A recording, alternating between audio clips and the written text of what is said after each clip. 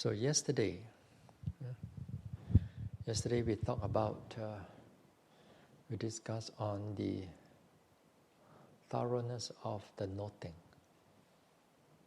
Building up that thoroughness or precision of noting, you need certain ways of doing it.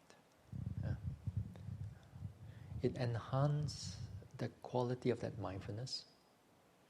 It enhances and it prolongs that mindfulness, sustain the mindfulness, becomes continuous mindfulness. Together, so when we're able to do that, like yesterday I said, to note the intentions. Various ways of how we note the intentions, like when we change the major postures, from one posture to another posture, from sitting to standing, from standing to walking, walking to standing again, or stopping. Then we note the intentions. In the minor posture, in the minor actions, for example, when we stretch out your hands to grab a cup of water, when you're biting or chewing sometimes, when you want to open the door, not just opening, but notice the intention sometimes.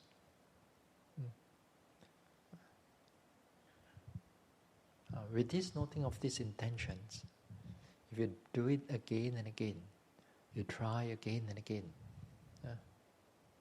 you will forget. But nevertheless, try to remember and do it again. You're not perfect. Nobody's perfect here. When I train also, when I practice, I cannot do it all the time. But I keep training. Then it comes to a time when you develop your progress in the vipassana. There will be times that the intention comes very naturally.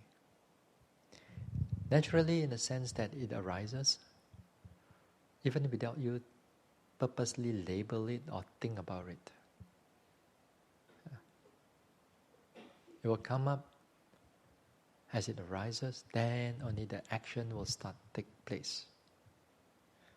With that, then you begin to see phenomena, a deeper aspect of how our mind and body are affecting each other, cause and effect.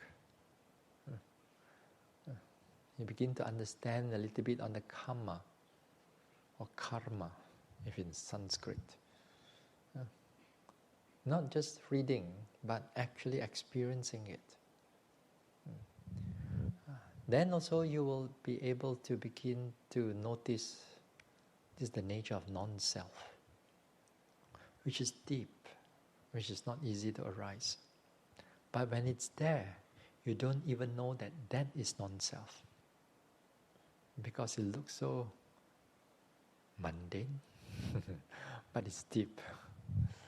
It's not something special. That is suddenly you change for the better. No, it's not that. Maybe for one or two yogis, who knows. But this is something that we need to observe, the intentions. And you have to do it again and again. Retreat after retreat, if you are doing vipassana. You want to do proper vipassana, you notice that intention. You do other forms of meditation, we don't look into that reality, that area. The next thing, as I mentioned, is the suitability of our actions. Although we notice our intentions, we also have to notice that whether the actions that we are doing is suitable or not. Because that action, preceded by whether it's wholesome intention or unwholesome intentions. There may be times there will be unwholesome intentions arises. Sometimes there are craving, desire. Sometimes there are conceit arises.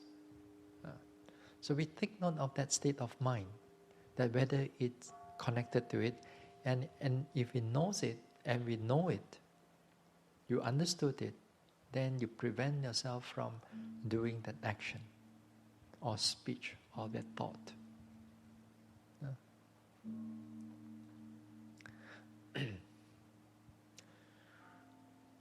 It's not easy to look at this unwholesome state of mind, because unwholesome state of mind, sometimes they are quite subtle.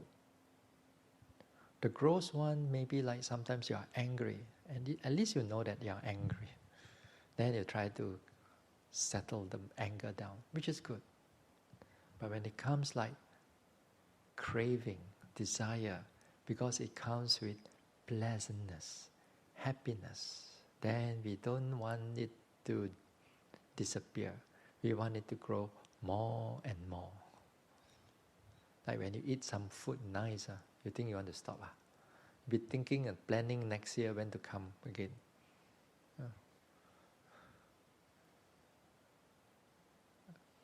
So something like that. The desire is there, but we don't see it. We relish on it. So, by being more precise in our noting, in our practice, then this type of subtlety of the kilesa, you begin to able to notice them. When you're walking, then the desire to go to do something, you ask yourself, is it necessary to do or not? If it's not necessary, then continue the walking. If really necessary, then we go.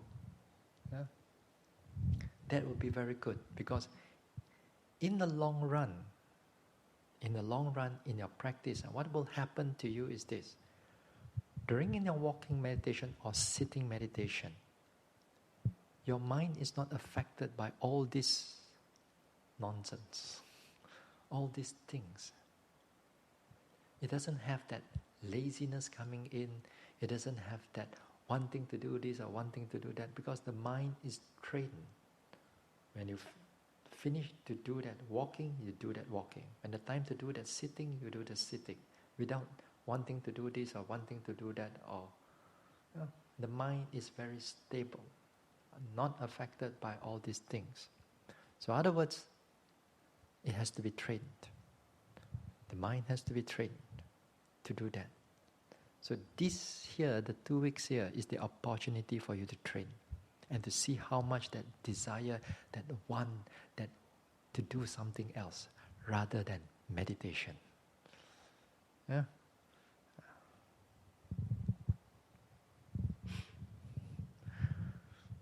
That will help you in the long run.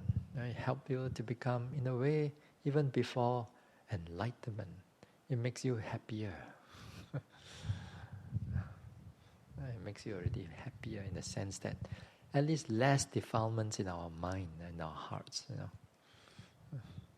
Or even it comes up, we're able to aware of it. Even it's subtle, we are aware of it. Next thing that you have to train, the third thing that you have to train, which I thought about it a little bit yesterday, is to understand which one is the suitable objects for vipassana and which one is not suitable object for vipassana. Not suitable falls under like concept. We call it concept, paññatti. Then reality is the other one which we need to pay attention on it. Yesterday I mentioned about concept. Concept here is created by the mind.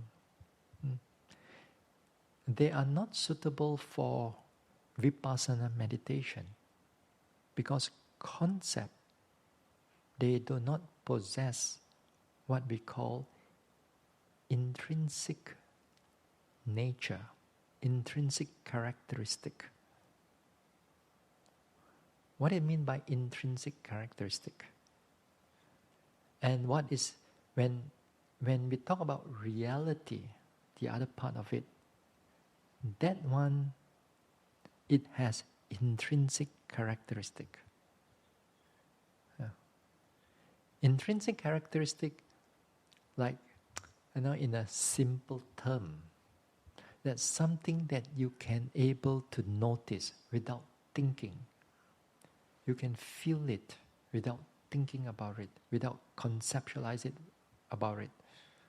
Like yesterday I said, pain, rising, falling, hardness, softness, lifting, pushing, dropping. That is the sensation that you can feel. Belongs to the body.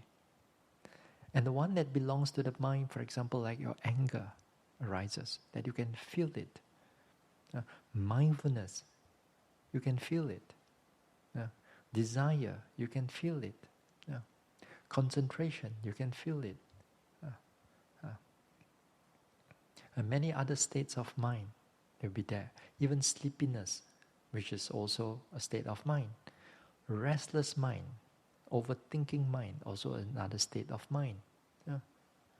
Those are different states of mind, and they have their own intrinsic characteristic.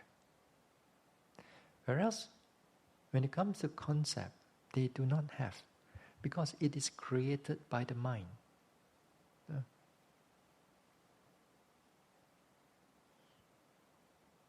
Tell me, when you are angry, how do you feel? Burning. Like you want to get to somebody. That type of state of mind. It is its intrinsic characteristic. Whereas you talk about the opposite, desire, wanting, craving, greed. It's completely the opposite, and that time you want it, you want to grasp it, you want to hold it, you want to relish upon it. So that is its intrinsic characteristic. Say for example, the rising and falling. It's movement. That movement, it is intrinsic characteristic. Then later part, you notice there's coldness on the body or in the body, whichever. Then that coldness and that rising and falling, they are two different objects, two different characteristics. Although we look at it, we know these things, but it is good that we know how to separate them, that each and every one of them, you can feel it, and they are different. So in other words, they have their own intrinsic characteristic, their own characteristic, their own nature. Now if you study a bit of Abhidhamma, then they will tell you all the characteristic of every phenomena of the mind and body. Long list of them. The more you study, the more you're going to have migraine. And the more confused sometimes you become, actually, for a lot of people. And it's not easy. It's a lot of words there. But Vipassana is not about words. Vipassana is about you go there, you meditate, and you learn to feel it. That's the most important thing.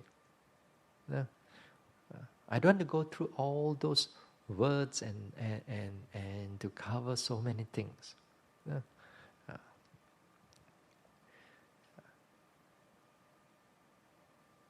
Even like for example, when you study about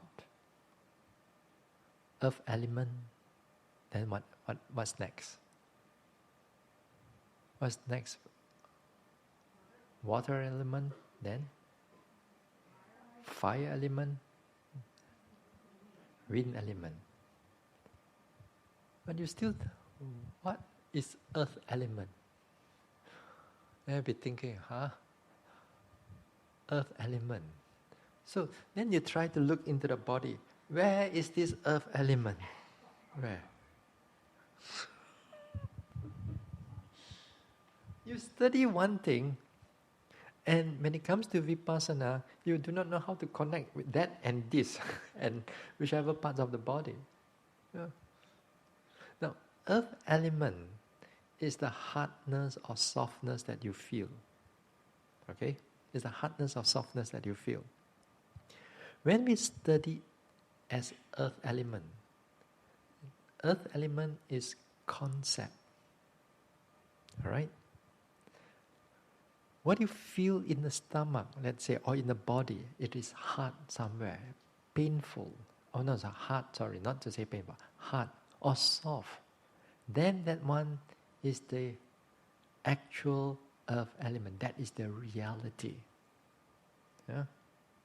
What we study about earth element is the Buddha tried to point us back to the body for us to see, not just holding it as a concept only. Yeah? So therefore, vipassana practice is always goes back to the reality, goes back to its individual characteristic, its intrinsic characteristic, hard, soft, warm, movement. Movement is wind element, yeah?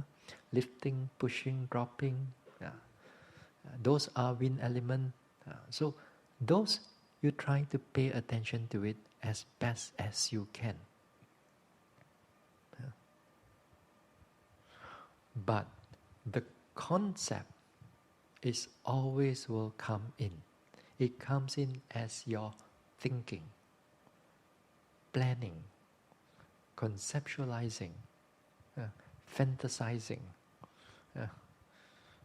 all kinds of things, and it makes it so real to make it, and you think that it is all right, because it's pleasant sometimes, it is wonderful, it is mesmerizing, it is out of this world, and you think that you have gained something. Actually not. So this concept is created by the mind, and they do not have all these intrinsic characteristic. Why is this intrinsic characteristic important? Because within this individual characteristic, there lies the true nature of impermanence, anicca, dukkha, and anatta. It lies the impermanence, the unsatisfactoriness, and the non-self in many ways. That's why we need to look for it in order for us to get out from this cycle of birth and rebirth. Only you have to start it off from the intrinsic characteristic, then as your practice mature, it begins to show you all forms of impermanence, dukkha, anatta, or non-self. Then perhaps one day, maybe you get out of this cycle of birth and rebirth, which is nibbana or nirvana. Yeah. So that's a purpose, why we take up a certain object and not some other objects. So that's why, as I said, right in the beginning of your retreat here, many of you have different practice. Many of you have different form of meditation. You have to put aside, because if not, you're going to get confused. Because you're going to take up the different type of object that what the vipassana requires. You're going to take up usually you will take up a conceptual object, and you imagine it and you create it all out. So this concept, when it comes in, for example, when you're sitting down and you try to notice your rising, falling, lifting, pushing, dropping, then this whole concept can come in. And it come in, most of the time, comes in as your thinking. And we are thinkers. And we think and think and think. Most of you perhaps are intellectual labor. They pay you for your brains, not pay you for your muscle, is it? So your job is to think and think and think and think and think and think and think and think and think, planning and so on. And because of that, you've been doing it for the rest of your, since your birth, and been doing this again and again and again. And we are living in this conceptual world. We are not really living in reality, actually. Everything is conceptual to us. We are living in a conceptual world. You see, the moment that we try to pay attention to an object, the mind automatically goes into a lot of thoughts, thinking, planning, and it goes run and run and run. And you try to pull the mind back again to rising, falling, sitting, touching, and it goes run and run and run and run again. And we do not know how to stop it. For a lot of people, for a lot of yogis, this becomes a very, you begin to doubt your own meditation, or you begin to doubt yourself, not the meditation. You can doubt yourself, whether you can do this meditation or not. The instruction is actually very simple. Pay attention to what is in the present object. But then the mind cannot stay there. The mind keep on running into concept. So, the thing is that if you are not guided properly, then when you go into this thinking, planning and so on, when it becomes like very clear and very real, then you think that this is something special. Now, sometimes I've met with yogis. They have problems at home, or sometimes work problem, or sometimes some issue and so on. Then when they meditate, that problem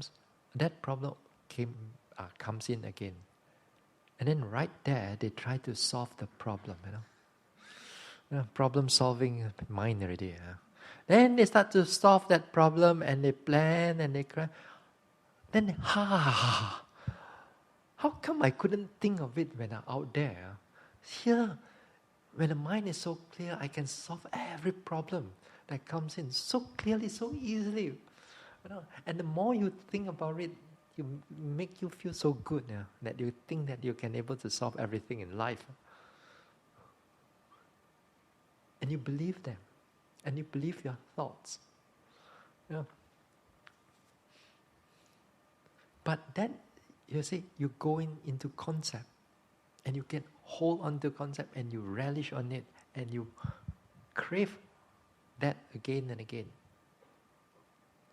At one time, this one yogi, he's supposed to give a speech. Then while he's meditating, sitting, the speech is being planned.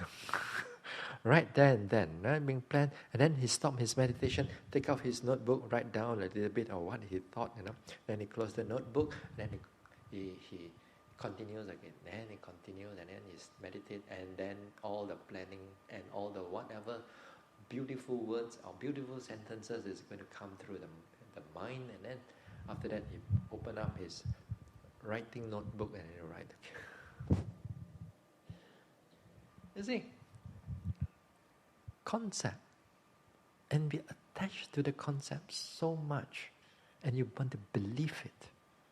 You believe that you can do anything. Sometimes you recreate a whole fantasy that you are not there, but like a story. You're like the actor or the actress there inside there. The whole camera is on you, which is your attention. And then you see yourself moving here and there. Sometimes you want to rechange all our memory to a more happier memory. We create all kinds of things, and we make believe all this. We begin to believe and hold on to them. What more? Sometimes This concept, like when you meditate, then you begin to know some voices start talking to me. Some voices start talking to me. Then you interpret it as, oh, this must be. It depends on what your religion or what you attach to.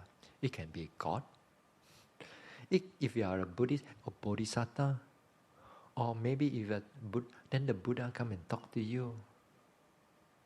Anything that you believe, or maybe your who knows, maybe your mother who passed away come back and start to talk to you. Maybe ask you to buy lottery, who knows? You strike. Here you have lottery, isn't it? What do we have here?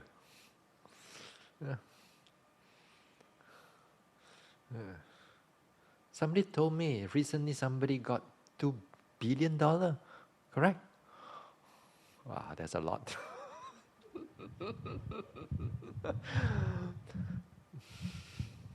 But you see, what I'm trying to say is this. A lot of things are inside your mind. It will make you to believe it. And you are attached to it. And when you are attached to it, you think that you are going somewhere. You think that you are going somewhere. Sometimes, like for example, they meditate. Then they meditate, and then after that they meditate, then lights arises. Or very pleasant lights arises. Then you go and attach to it. They don't realize that they are really attached and crave for it. Every time they sit down,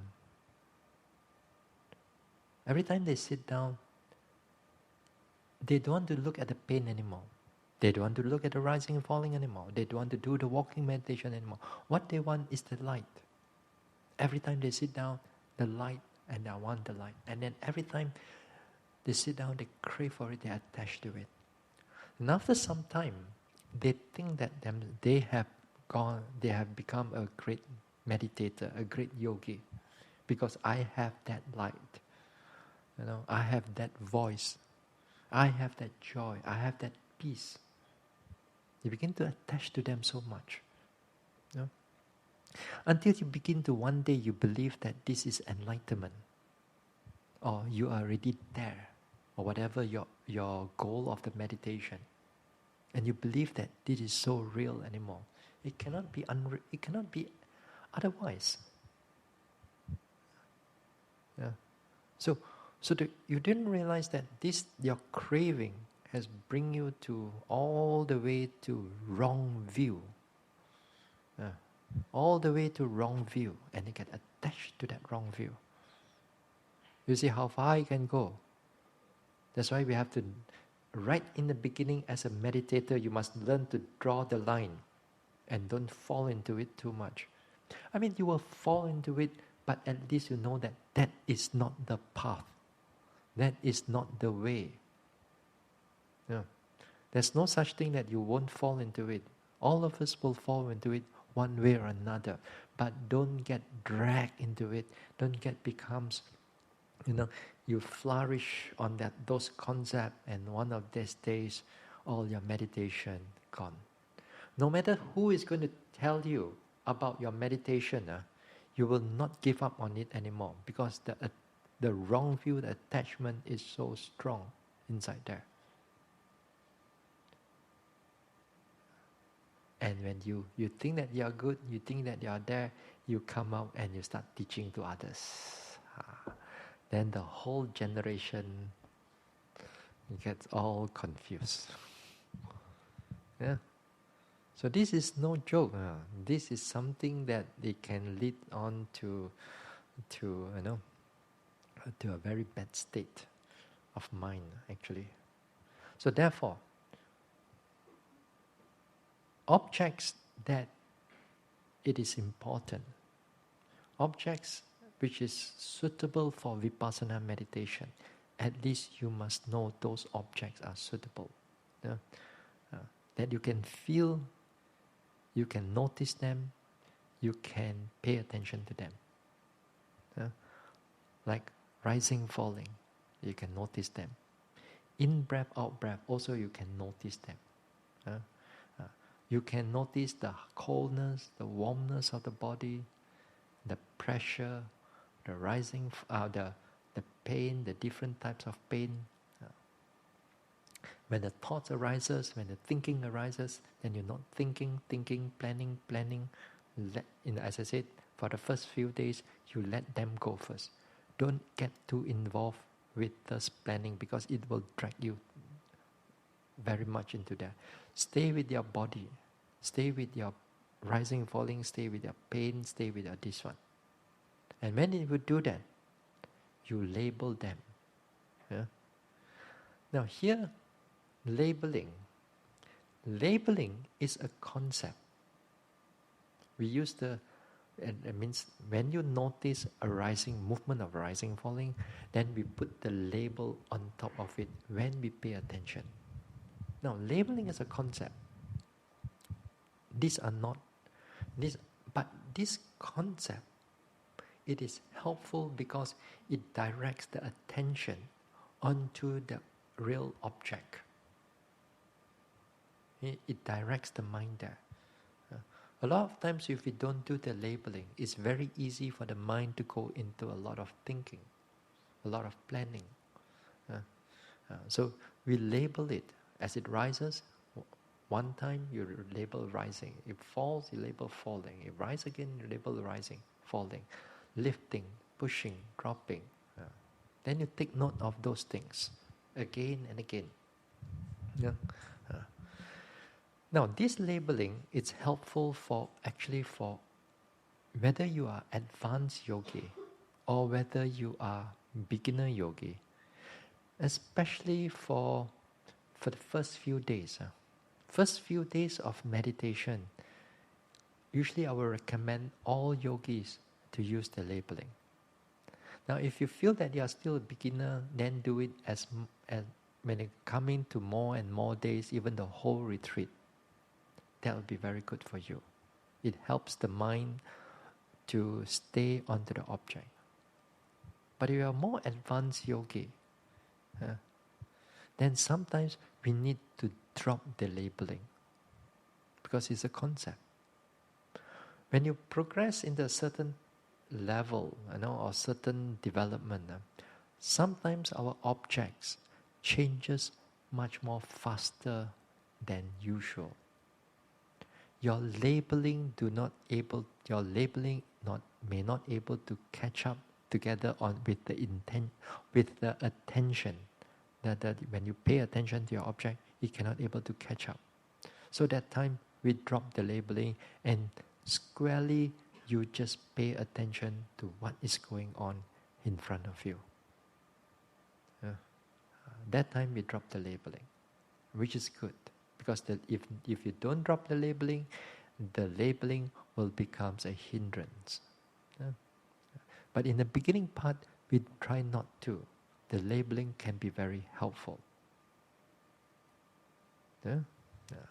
So, the labeling part, this as is concept, although it's concept, but they are very useful.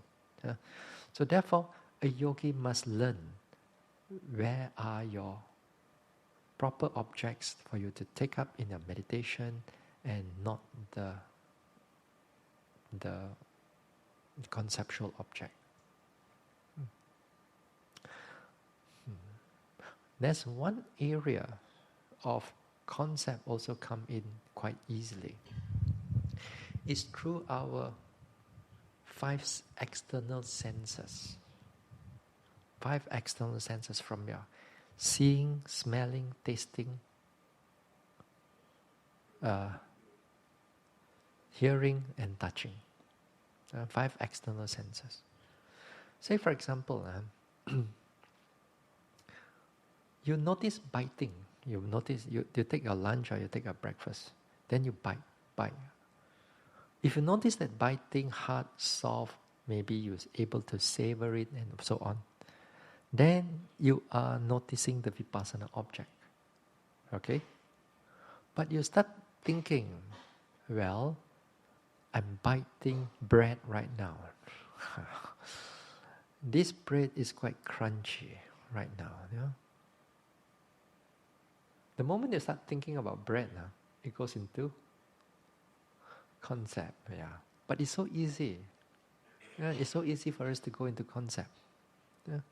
Then you scoop and then you bite and then you chewing and then tasting. Wow, this feels feels so good. Then you start thinking, so who is the cook? Maybe I should go and ask the cook what she did with it, what's the menu with it. Then you start planning. You're not supposed to go that far. Just your job is just to chewing. And then you notice swallowing. Yeah. You see, it's so easy for us to go into concept through all these 5 external senses. You walk, you see something. Who is coming in? Who is going out? The moment you see the face, you capture the whole detail, the mind already processed into concept. So fast. So that's why even when we are walking, we happen to see something, then our job is just to notice, seeing. Then we come back again to our object, to our walking meditation. Yeah. Hearing also the same thing. Yeah. When you hear like music or gong or whatever, people talking, very fast you process those words or the sound so fast. So you got to be careful. When you notice hearing, when you happen the hearing comes in, what you should do? Then you notice hearing. That's how difficult vipassana is. Yeah, it's not just walking, sitting on here.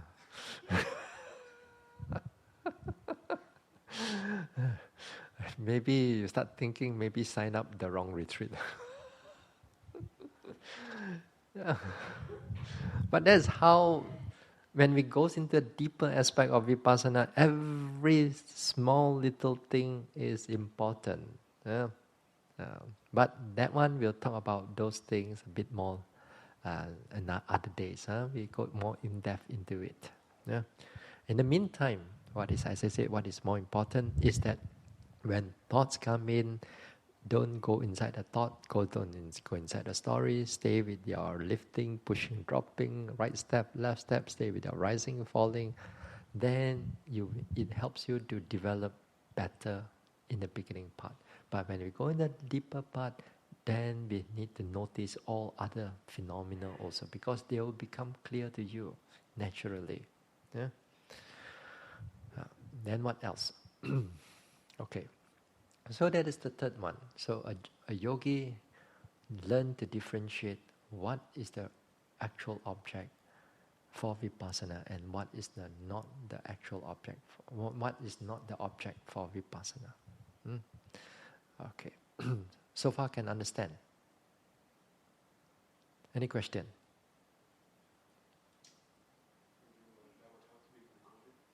Yes. That's why I have to hold this mic to record. This mic for you all to hear. Because the recording is at the back there. Yesterday is easy. Everything comes in one. Yeah. Anyway, this is one thing. So we move on to the fourth one. The fourth aspect that it helps you to become thorough and also precise in your noting. The fourth one is the precision of noticing.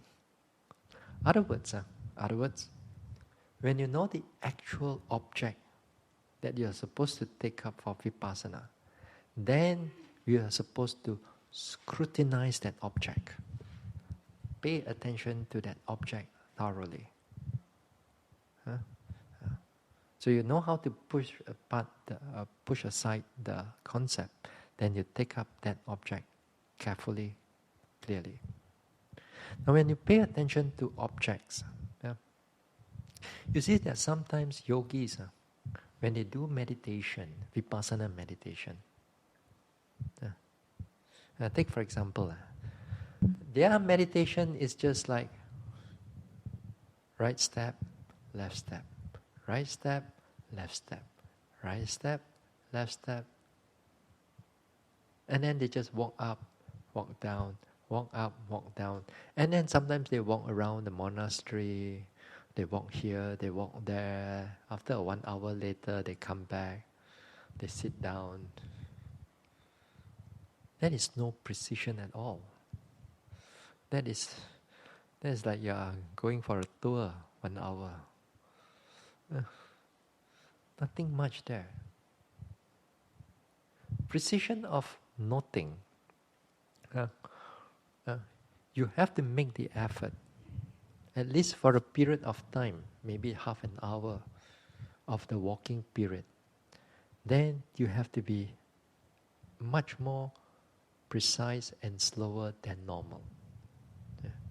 Now take for example, when you're able to catch hold of your lifting, pushing, dropping carefully. Let's say your step right now, it touches down onto the floor. When it touches down onto the floor, then you pay attention to the whole sole area. Feel sometimes the heel may be different from what you touch on your toes. Because the heel may feel one thing, toes may feel another thing. Sometimes one area is warm, the other area is cold. Sometimes one area can be hard, the area can be soft, or the area can be watery or sweating. It all depends. So some yogis, they can able to, as the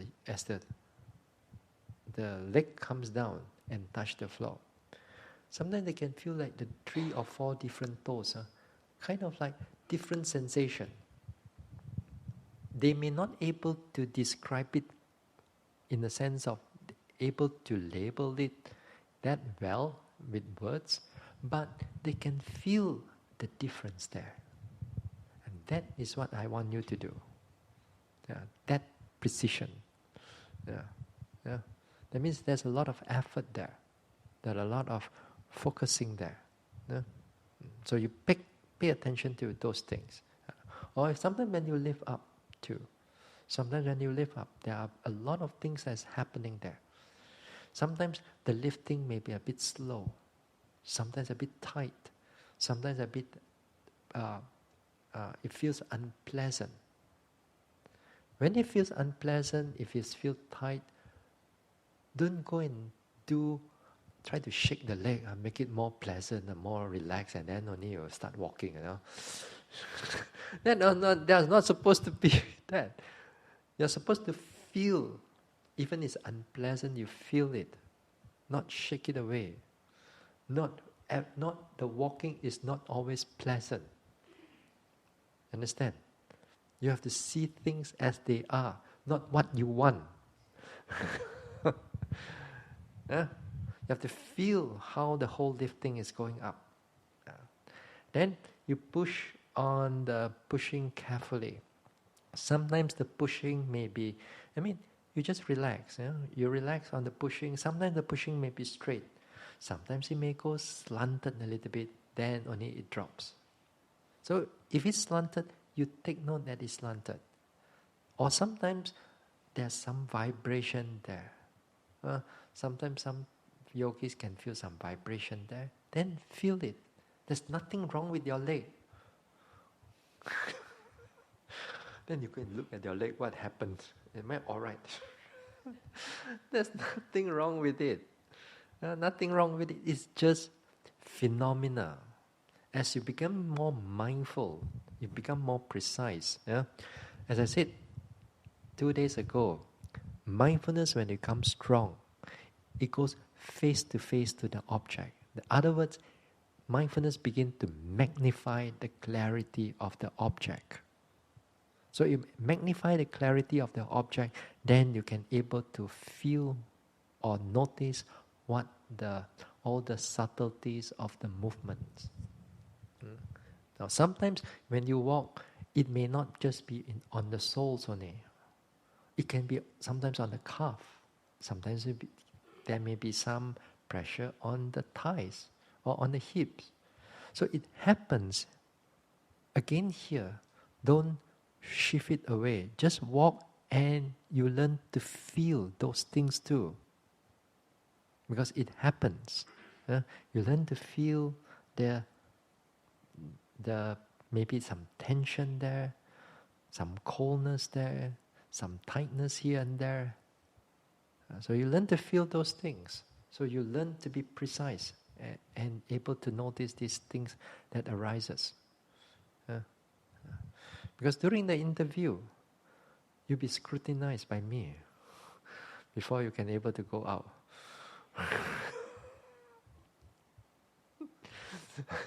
I'm not trying to scare you, but I'm trying to make you put in effort, mental effort. That is important, because if you don't do those things, progress is going to be very slim or not there at all. So you got to make the effort. So pay attention to them. So for at least for the walking meditation, that you cannot do it all the time in the walking meditation. You get very tense up. In the beginning of the walking, you should learn to do one phase first. Relax your body. Relax your body to right step, left step. Let the mind comes back to the body again and again. Then after that, you slowly slow down. Slowly slow down to 2 phase. Then after that, you go to the 3 phase. When you go to lifting, pushing, dropping, 3 phase, then that time you be as precise as possible, so that you don't get too tense up. Because that slowness, if you are not careful, it becomes whole body become very tension. Some yogis, they are over enthusiastic. They come in, they straight away lifting, pushing, dropping for 1 hour. Yeah, it's good. You look at them, wonderful, But how long they can last? Sometimes within a week, all tension builds up. We want you to last for 2 weeks. Now, if you are even here for 1 month or 2 months or 3 months, that also, we must learn how to relax the body in order for us to able to focus carefully, so that we can able to last for the whole retreat without any problem. So, this is one thing. In the walking meditation, you do it in this way. In the sitting meditation, it's a different case. Sitting meditation, you sit down, you start paying attention to it precisely. How is the movement of rising and falling, and what is going on there? You pay attention to it carefully. Not like sometimes when we at home meditating, let's say, we sit down, then we relax everything, relax here, relax there, head relax and on. Then you check, you relax, face relax and on, check the whole body, check 15 minutes later, then only you want to start the meditation. You cool off the whole thing. You cool off the from the walking meditation. You cannot bring that heat of the mindfulness into the sitting. So in order for it to continue into the sitting, while you are in a retreat, you sit down, you begin to notice it precisely. Everything you have to start precisely. You have to step on the accelerator. You have to keep it moving. And for that whole hour, as much as you can. Not relaxing there. That is important. So, in the walking, we gradually slow down. As we gradually slow down, we become more precise. In the sitting meditation, immediate precision, immediate noting. Then, because why? Because the body is relaxed. When the body is relaxed, it's easy for you to note precisely. Yeah? When the body is comfortable. And on the daily activities, which is not walking, not sitting, and whether you're in a room, whether you're in a dining hall, when you're in a toilet, whatever, falls under daily activities. Now, in the daily activities, sometimes you have to see the circumstances of, or you have to see the condition of the place or time or the situation, with the situation, whether for you to able to exercise that precision noting or not. Yeah? Say for example, when you want to open the door.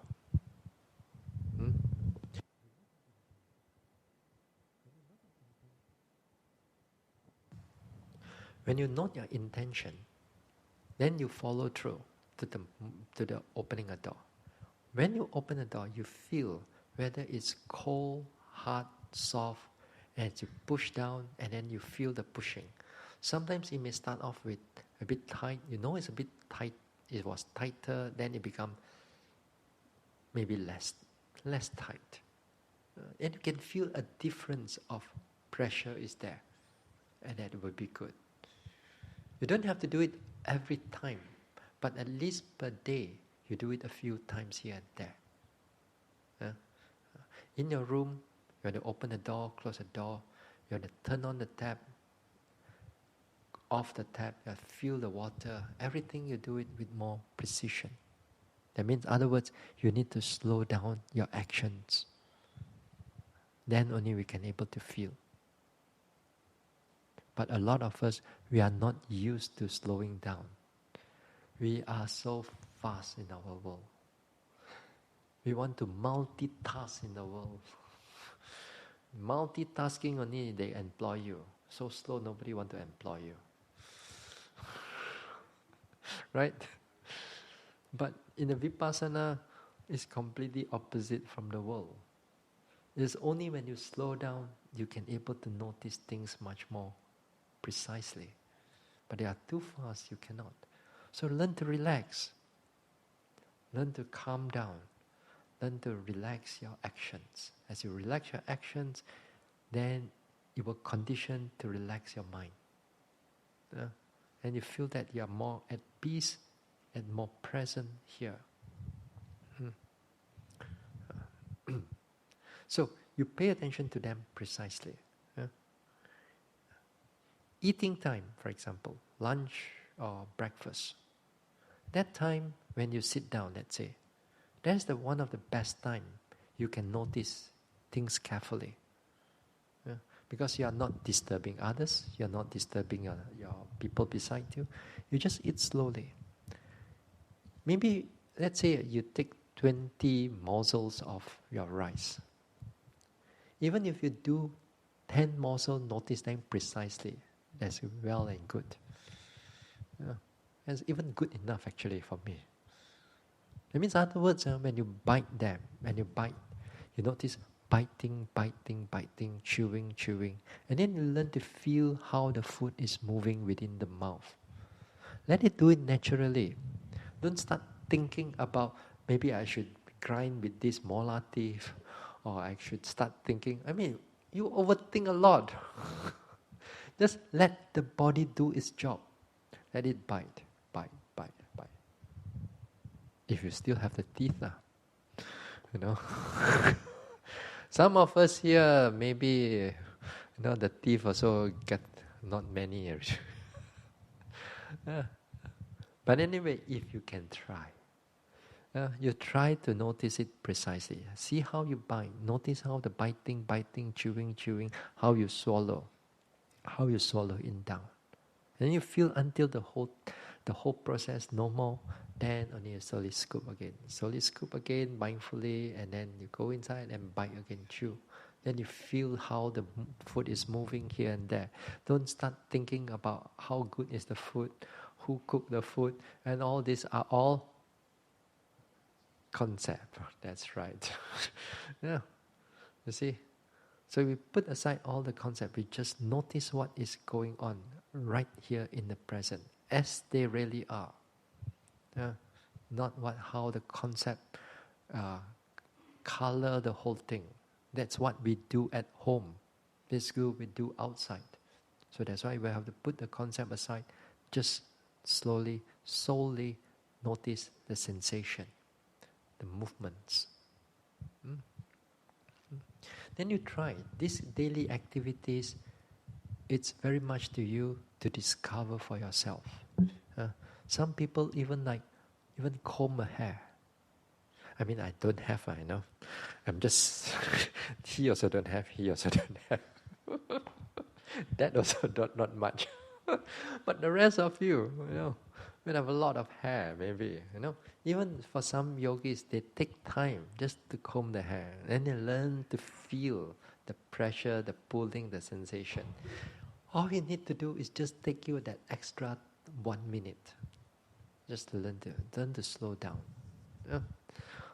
So all these small little things, which we take granted at home, here in the retreat, they can be transformed into a meditation practice. It's all up to you. I cannot talk about everything, but I just give you a few examples. You may not be able to do it correctly. That is where the interview comes in to help you to correct or to straighten you. So therefore,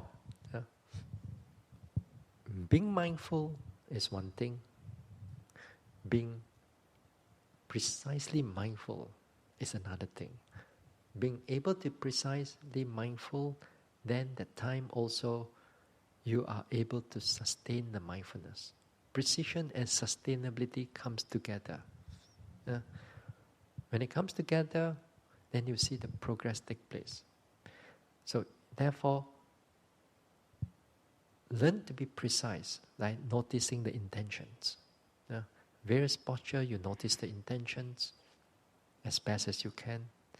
Then check whether your actions are necessary or not. Is it conducive for the meditation or not? Then you check whether your object that you are taking up, are you noting, are they concept or are they real? Then you choose the reality. You choose all the prescribed objects like the bodily objects, rather than going too much into the thinking and thoughts.